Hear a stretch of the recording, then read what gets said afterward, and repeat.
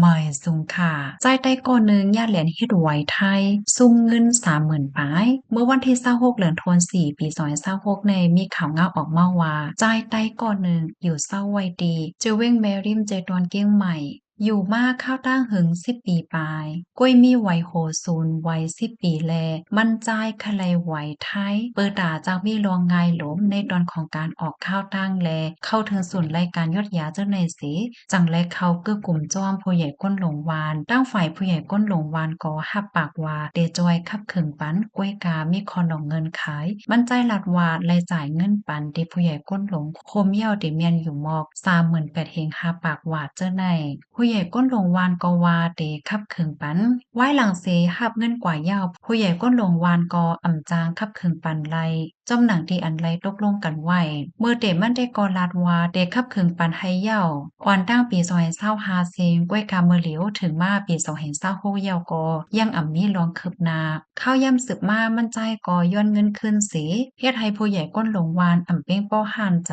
เมื่อกลางเดือนธันวาคมที่3ที่ป่นมาในผู้ใหญ่ก้นหลงวานแลกว่าที่เฮิรนเขาเสมีป้าตั้งกองปยก็ย้อนเงินเทียง20,000บาทก้วยกาก็เป็นลูกยิ่งอ่ำปันเย้าย้อนว่าเมื่อกาก่อนป่นมาก็ยามปันกว่าเย้าก้วยกาอ่ำคับคึงสังปันไลถ่ายไว้ป้าแคบหางแลคลิปวิดีโอเปิดตาเอาไว้เป็นสักเสหลักฐานไว้หลังเสเป็นจังนั้นเย้าก้นในนาหอต่อเฮิรนก็มีรองตั้งโกแหย้อนก็บ่ว่าผู้ใหญ่ก้นหลงวานก็ในมีป้ากองไหนแล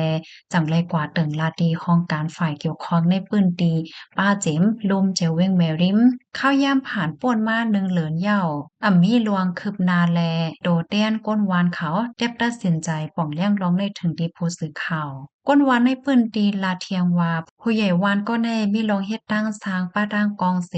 ใกล้เข้ามาย้อนเงินตีก้นวานก็เปิ้นนั้นแลใครทุกย้อนให้ของการฝ่ายเกี่ยวข้องคลิปเน็ตกดทัดเสว่าไหนข้อมูลตอนในคาเลยเปิงอิงเอามาที่ห้องการข่าวคนล้านนาต่างไว้คาออลองในหนังหือได้เป็นตอนสอนตอนถาพี่น้องในตรงวงเฮาคาแลหนังหือจุ้มจอยเทียมตรงวงก้นเขาพอเดจังเลยฮับฮู้แลยืนมือจอยเทียมนั่นย้อนให้พี่น้องเฮาเขาจอยกันสืบเป็นแพ่แช่กว่าเสกำยินจอมเย็นนำค่ะออไม่สูงค่ะ